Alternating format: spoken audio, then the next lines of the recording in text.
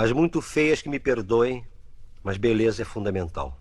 Quando Vinícius de Moraes escreveu e disse isso em 1959, ele reproduzia um conceito que foi criado na Grécia Antiga.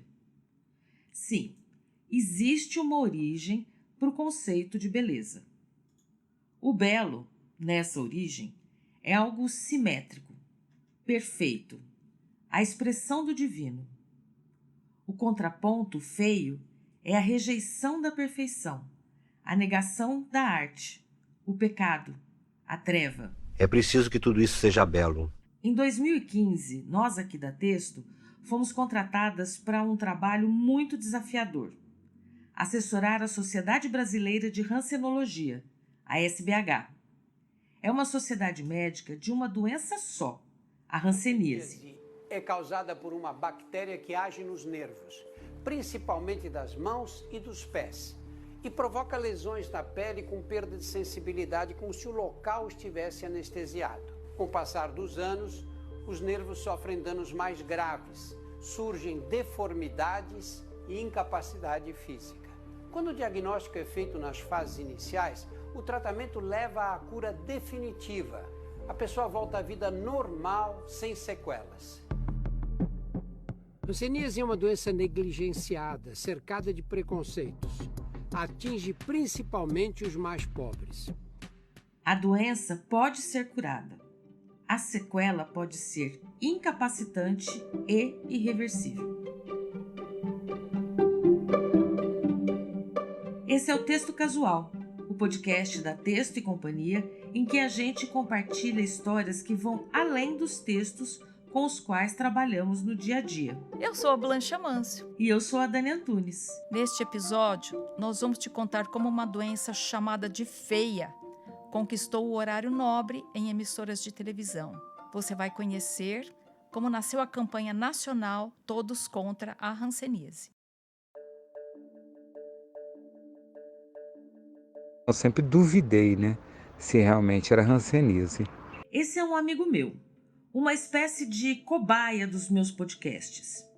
Em 2021, eu fiz um episódio sobre a hanseníase e ele foi o primeiro a ouvir.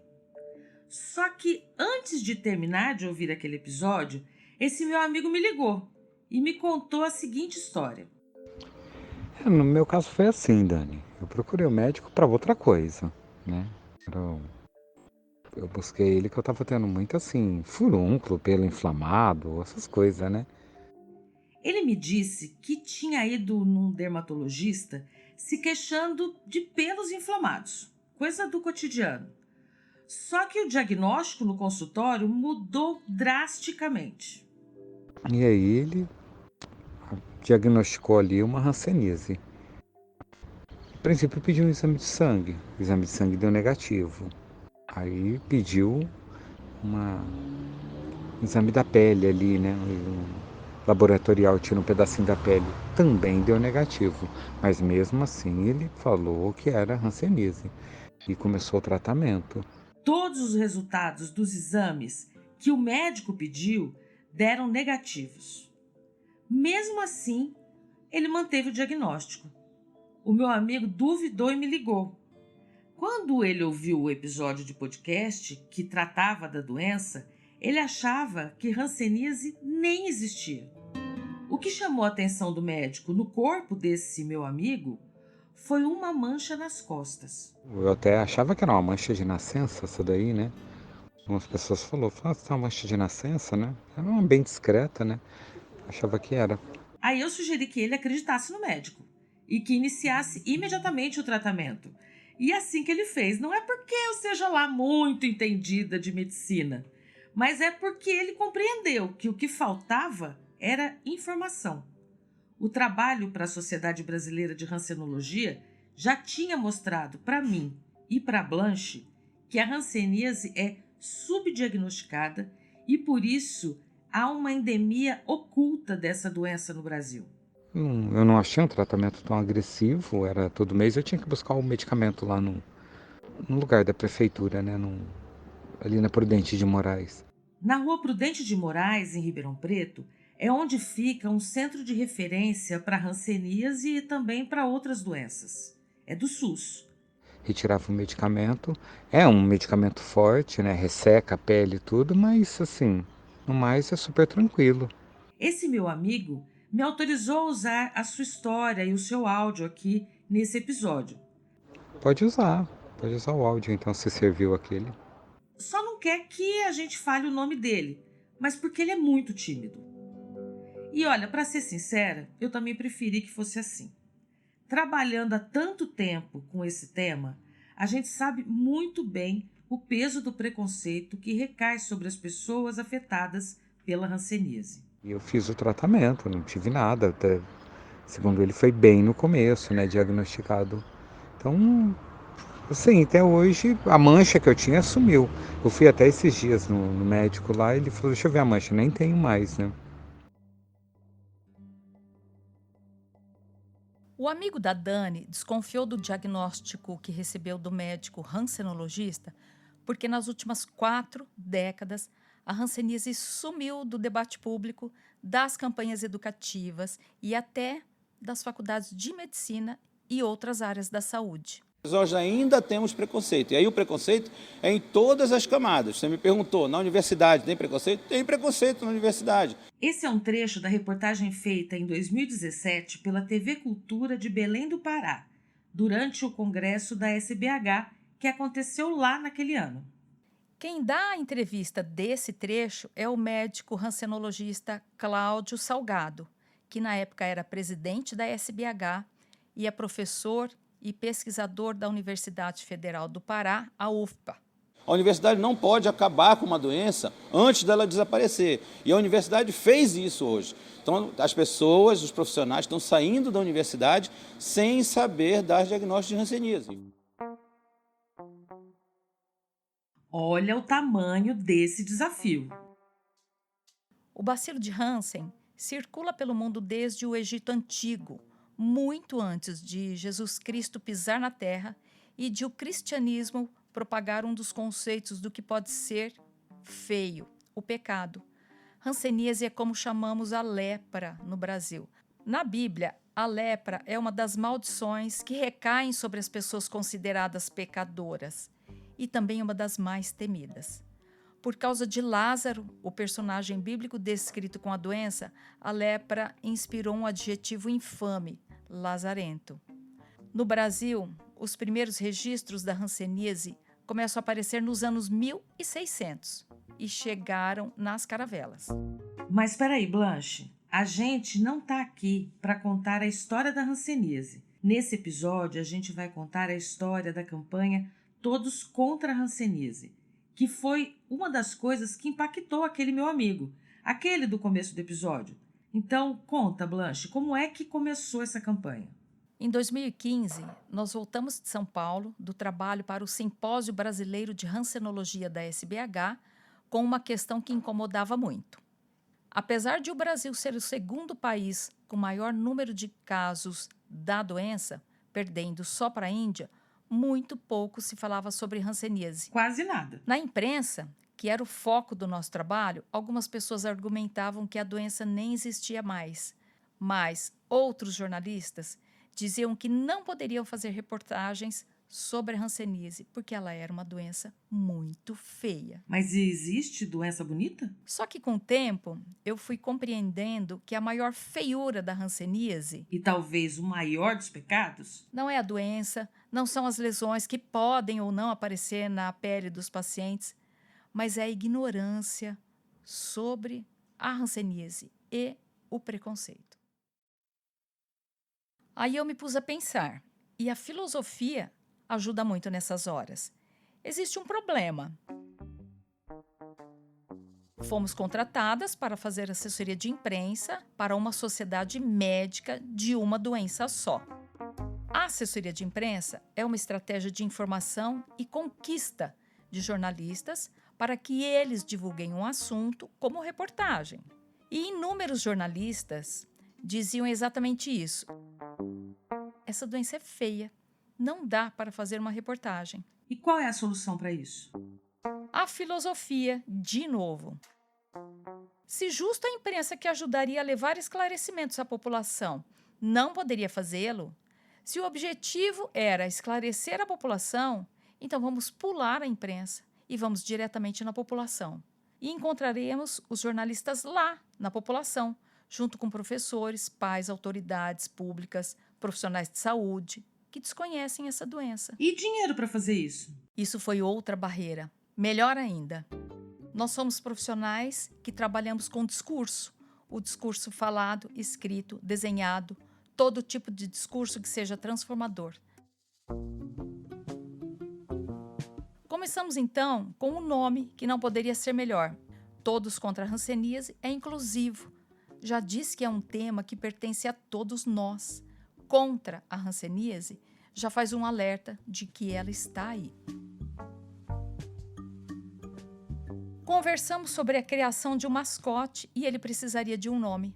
E eu amo cinema e me lembrei de Little Traitor, O Pequeno Traidor, que é um filme sobre a Palestina. Nele, um garoto palestino muito inteligente faz amizade com um militar inglês durante a ocupação do território. É uma história linda sobre a amizade e a guerra. O garoto inteligente se chama Prof. no filme. אבי פרופי לייבוביץ', סגן מפקד הכוח, ראש אגף מטה החקירות והמבצעים של ח' א' מ'. E é acusado de traição por causa dessa amizade. Vem daí o nome do mascote da campanha, o Prof., um personagem que fala sempre a verdade. Apesar de as pessoas nem sempre confiarem. Prof. criado, campanha acontecendo e a gente precisava de mais e sem recursos. Só que é bem aquilo, né? Quem patrocina algo sobre a hanseníase? E a doença feia? Difícil. Aí o colega jornalista Alessio Scandiuzzi, que trabalhava conosco, resolveu bater na porta da Ilha Cross Media, uma das maiores produtoras brasileiras de audiovisual. E a Blanche concebeu o roteiro, deu a ideia. E lá foi criado o vídeo da campanha. É o vídeo que roda até hoje. Você sabia que o Brasil é o segundo país com mais casos de hanseníase no mundo? A cada ano, são diagnosticados mais de 30 mil... Esse é um trecho da locução do VT. Um vídeo que não ficou só nas redes sociais. Pois é, um dia eu telefonei para o Marcos Frateschi, que era o diretor-geral da IPTV Ribeirão, quando eu trabalhei lá até 1993 e de onde saí para abrir a Texto e Companhia. Falei assim, Marcos, não tem aí um horário vazio, às 4 da manhã, para veicular um VT educativo a título de responsabilidade social? E teve. Foram vários dias de veiculação, só que em horário nobre. E foi muita coisa. Isso naquele ano. Mas isso me abriu uma luz. E aí, em 2017, por exemplo, na Globosat, foram 480 inserções em vários canais a cabo. No ano seguinte, idem. Depois a Globo veiculou o VT em horário nobre no Jornal Nacional, Fantástico, novelas. Enfim, o alcance foi gigantesco e cresce todos os anos. A campanha integra uma ação mundial de enfrentamento a doenças negligenciadas, o Neglected Tropical Diseases World Day ou Dia Mundial das Doenças Tropicais Negligenciadas. Todas as peças da campanha e o vídeo da Ilha Cross Media estão lá, no portal NTD. E não parou no vídeo. Aí foi só começar a costurar parcerias. Um dia na estrada, olhei diferente para os painéis das rodovias com mensagens sobre o Outubro Rosa. Uma coisa o ser humano tem de bom. Ele pode estar numa comunidade, num casebre, numa sala de diretoria de uma organização qualquer, seja onde for. Mas ele abraça causas. E eu fui atrás da Artesp. E já se foram vários janeiros roxos com mensagens da hanseníase no primeiro mês do ano, dedicado a essa doença.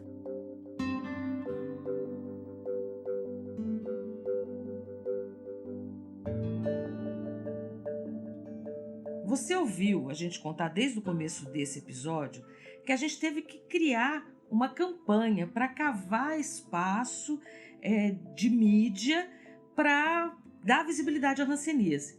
E ao mesmo tempo que a gente está dizendo isso, você ouviu desde o começo uma voz que é muito conhecida no país, falando justamente sobre a hanseníase. E agora, o Dr. Drauzio Varella vai acabar com preconceitos antigos de quem não sabe o que é hanseníase.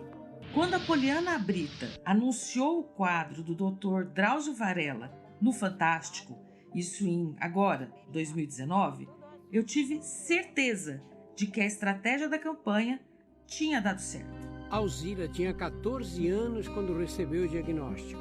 Hanseníase, antigamente chamada de lepra. Nos anos 70, ainda garota, ela foi mandada para um leprosário. Naquela época e durante anos, era comum que pessoas com hanseníase fossem isoladas da sociedade. Para a gente seguir adiante nessa reportagem, é fundamental você entender o seguinte: isso é coisa do passado. O Dr. Cláudio Salgado voou do Pará para o Rio de Janeiro para gravar essa entrevista com o Dr. Drauzio. Um marco no trabalho que começamos 4 anos antes. Nós já sabemos que isso realmente não adianta. E aí chegaram os antibióticos, né? Então hoje você trata uma pessoa. Então a hanseníase você consegue curar. A maioria das pessoas curam com tratamento disponível. E não parou aí. É preciso também ser rápido no diagnóstico de uma doença. Por isso, as autoridades de saúde estão chamando atenção para a hanseníase. A reportagem no Jornal Nacional foi ao ar no dia 29 de janeiro deste ano, 2024. A Sociedade Brasileira de Hansenologia diz que o número de pessoas com a doença pode ser ainda maior. Nós precisamos de mais campanhas informativas para a sociedade sobre a hanseníase e também preparar os nossos profissionais para reconhecer esses casos. Com a pandemia, 10 mil casos ao ano deixaram de ser diagnosticados no Brasil. Dessa vez, o entrevistado foi o Dr. Marco Andrei Cipriani Frade, que é o atual presidente da Sociedade Brasileira de Hansenologia. Esse trabalho também mostra como o modo de produzir as reportagens mudou antes e depois da pandemia. O Dr. Cláudio teve de se deslocar, foi do Pará para o Rio de Janeiro. O Dr. Marco fez essa entrevista à distância, um método já normalizado nas emissoras de TV. Eu não deixei a Blanche contar a história da doença nesse episódio porque a gente tem uma super novidade para anunciar. Aí a história é meio comprida.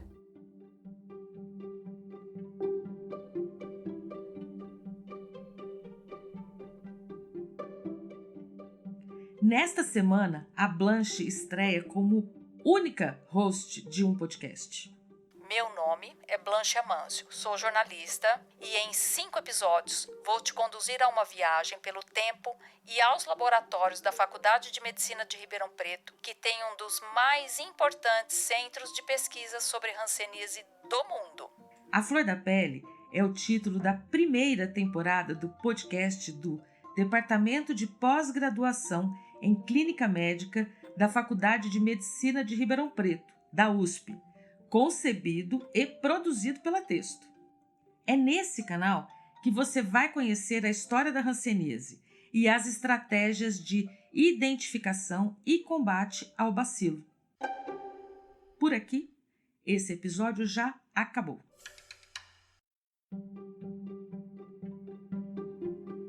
Não, Dani, espera! Eu acho que antes de terminar, a gente precisa dizer que o Vinícius de Moraes não estava totalmente errado. A beleza é sim fundamental, só que a gente precisa aprender a vê-la nas coisas. Isso é que é fundamental, e até nas situações da vida. Sabe o que eu lembrei? Do seu Maurício. Aquele homem que eu conheci lá em Marituba, no Pará, lembra? Foi durante a Segunda Guerra Mundial que o seu Maurício soube que tinha hanseníase, uma descoberta que tirou o sono dele e dos parentes. Naquela época eu era bem criança ainda, com 10 anos, muito. A família toda sofreu com isso. Por causa da doença, o aposentado perdeu as pernas e os dedos e ainda convive há 10 anos com o mal de Parkinson. Ele se fia porque ele tem dormência. Ele pode pisar, andar, pode maltratar os pés, as mãos. E aí vem aquelas inflamação, aí vai diminuindo até que chega numa situação dessa. A situação que ele mostra no corpo dele, nesse outro trecho da reportagem da TV Cultura de Belém, do Pará, são as pernas amputadas e as mãos muito debilitadas. O seu Maurício, nesse vídeo aí, já tinha, sei lá, uns 80 anos. Foi quando eu o conheci. Ele se casou na colônia de Marituba, teve muitos filhos e a maioria deles não teve a doença, assim como a sua mulher, que também aparece nesse vídeo. Eu encontrei esse homem muito por acaso. Conta o que é Marituba. Marituba tem um hospital, referência em hanseníase, lá no Pará. É bem perto de Belém. Antes de ser uma cidade, um vilarejo ou ter esse hospital, foi uma colônia onde os doentes de hanseníase ficavam isolados. Depois que a colônia se abriu e já ninguém mais ficava isolado, muitos dos ex-internos continuaram morando ali nas redondezas. O seu Maurício e a mulher formaram uma dessas famílias que ficaram por ali. Eu tinha ido fazer um trabalho para a SBH nesse hospital aí de Marituba durante o congresso que teve lá no Pará. E aí eu estava esperando uma carona para voltar para Belém, porque Marituba é tão isolado que eu não conseguia chamar nenhum carro de aplicativo. Aí eu saí do hospital, porque estava demorando a minha carona, andei uns metros e encontrei a casa dele, a casa do seu Maurício. E eu um dia estava num congresso de hansenologia. Na sala de imprensa estava sentada uma senhora, calada, um olhar sereno. Eu perguntei se poderia ajudá-la, o que procurava, mas ela procurava a família. Ela foi uma menina internada compulsoriamente em um preventório, que é onde ficavam os filhos de pais com hanseníase, mesmo que esses filhos não tivessem a doença. Passou a vida ali, não conheceu os pais, os contatos com familiares foram dificultados. Enfim, quando ela saiu, já não tinha mais as suas referências.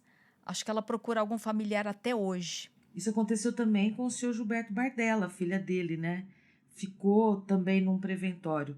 E eu fiquei na casa dele falando sobre a vida dele quase que uma tarde inteira, só ouvindo sobre a sua história.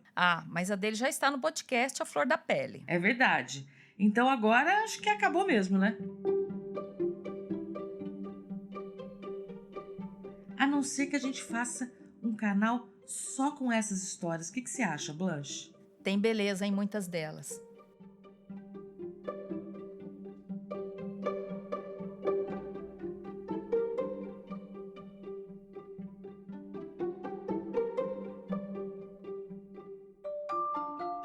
Este foi o 5º episódio do Texto Casual, o podcast da Texto e Companhia, para compartilhar histórias que vão além do nosso dia a dia. Estamos no YouTube da Texto e Companhia e nos principais tocadores, Spotify, Deezer, Amazon Music e Apple Podcasts. Tudo exclusivamente em áudio, para você ouvir quando e onde quiser. Você se inspirou e quer um podcast para chamar de seu? Manda uma mensagem que a gente te ajuda nisso. Siga, favorite e acione as notificações para receber atualizações sobre novos episódios. Aproveita e compartilha com os amigos e marca a gente na sua rede social para fazer 2 jornalistas muito felizes. Até mais!